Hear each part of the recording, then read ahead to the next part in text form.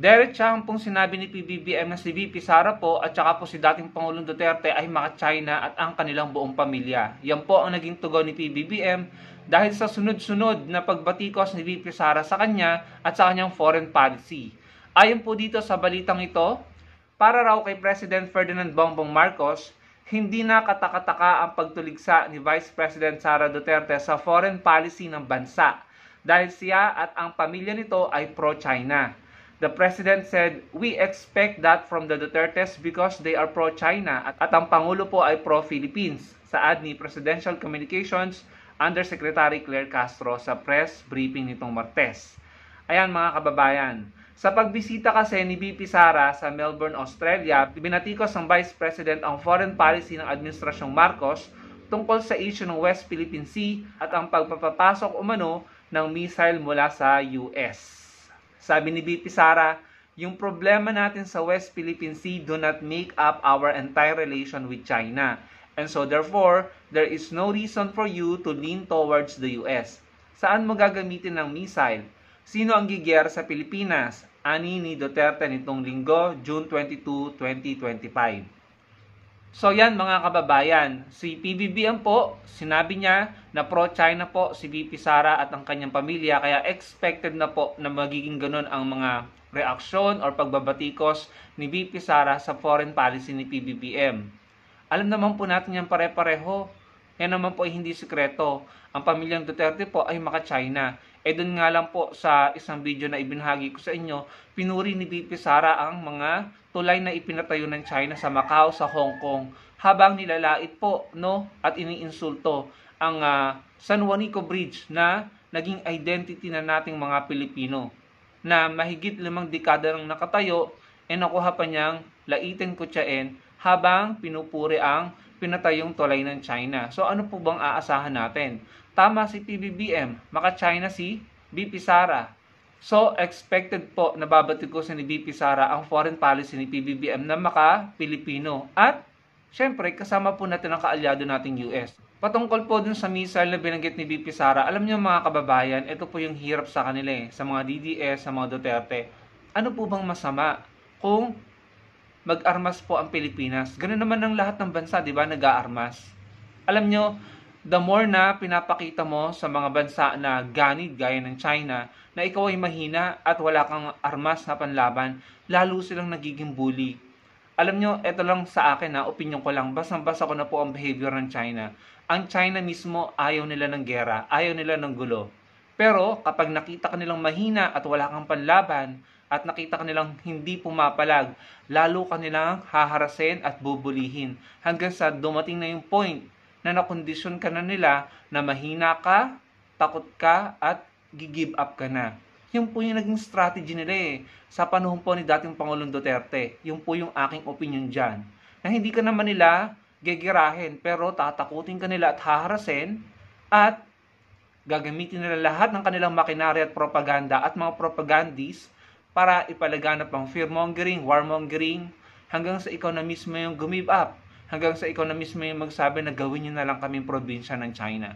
Ganun po ang strategy ng China.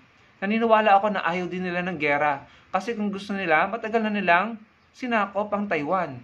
Hindi po ba mga kababayan? Lalo na ngayon, nakita nila kung anong kayang gawin ng US, Pinakita ng US kung anong kaya nilang gawin sa Iran. So malamang sa malamang, medyo nagkaroon ng alanganin sa side ng China. Makikita nila kung anong pwedeng mangyari sa kanila kung sila ay manggegera. Tayo naman po mga Pilipino, wala naman po sa batas natin na magdedeklara tayo ng gera. Depensa lang po yun sa atin. Kaya wala po akong nakikitang masama kung maglagay po tayo ng mga missiles. Yan po ay ating depensa. Yan po ay hindi para tayo ang umatake. Wala po yan sa konstitusyon natin. Pinagbabawal po yan. Tayo po ay depensa lamang. Siyempre, kung tayo naman na yung atakihin, anong gagawin natin? Kung wala tayong missiles, wala tayong panlaban. Hindi po ba mga kababayan? Pero hindi naman po tayo nakikipag-away. Pero siyempre, kapag tayo na yung sinaktan, alangan naman tumunga nga lamang tayo at hayaan tayong masakop. Mali din yun. So tama ang sinabi ni PBBM. Sinasabi yan ni VP Sara dahil maka-China sila. And sa maraming pagkakataon at okasyon, napatunayan po natin yan. Nakuha niyang batiin ang China sa salitang Mandarin, pero never niyang nabatikos ang China sa ginagawa nitong panghaharas at pananakot, pag-water cannon sa West Philippine Sea. Hindi po ba mga kababayan?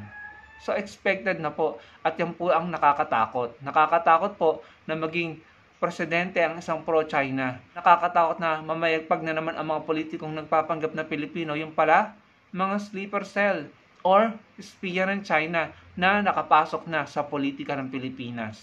Sila yung magpapanggap ng mga Pilipino, maka-Pilipino, pero at the same time, isinusulong ang interes ng China sa Pilipinas. Yan po yung strategy nila eh. Hindi talaga nila gustong manggera, pero nananakop sila at unti-unti silang nananakop at nang i-impluwensya sa Pilipinas sa pamamagitan ng kanilang pagpapalaganap ng kanilang mga spy dito sa bansa natin, pagsira sa bansa natin dahil pinapalaganap nila ang kanilang mga illegal na pasugalan at mga illegal na gamot, pananakop sa bansa natin dahil may mga politikong pumapayag na makabili sila ng mga ekta-ektaryang lupain kahit pinagbabawal po ng konstitusyon. Nananakop sila unti-unti dahil meron po tayong mga politikong tiwali na nagpapasuhol para makakuha ng mga birth certificate, passport, driver's license ang mga Chinese na ito para unti-unti tayong sakupin. Hanggang sa makikita mo sila na yung namumuno sa bansa natin. Nasakop nila tayo nung walang kahirap-hirap nang hindi sila nagdedeklar ng gera. Yun po yung nakikita kong ginagawa nila. Kaya dapat po natin tandaan mga kababayan, enough is enough. Tama na ang pagboto sa mga, alam natin, nakikita natin ang mga senyales ng pagiging maka-China na imbis na poprotektahan ang interes at seguridad ng bansa, ang isusulong yung interes ng China at babaliwalain tayong mga Pilipino. Tama na po yun mga kababayan. Nung panahon po ni dating Pangulong Duterte, masyado siyang dumikit sa China. Ang tanong, ano pong napala ng Pilipinas? Para po sa akin, wala naman tayo napala. Hindi naman sila nagbago sa kanilang behavior sa West Philippine Sea. Dumami ang mga sindikato dito, dumami ang nagpapalaganap ng bawal na gamot, pero hindi sila masyadong napapanagot. Ang mga itinumba noon sa EGK, yung mga kawawang Pilipino na nabiktima, nalulong at naadik, at mga pinagbintangang adik at pusher at mga inosenteng nadamay sa EGK.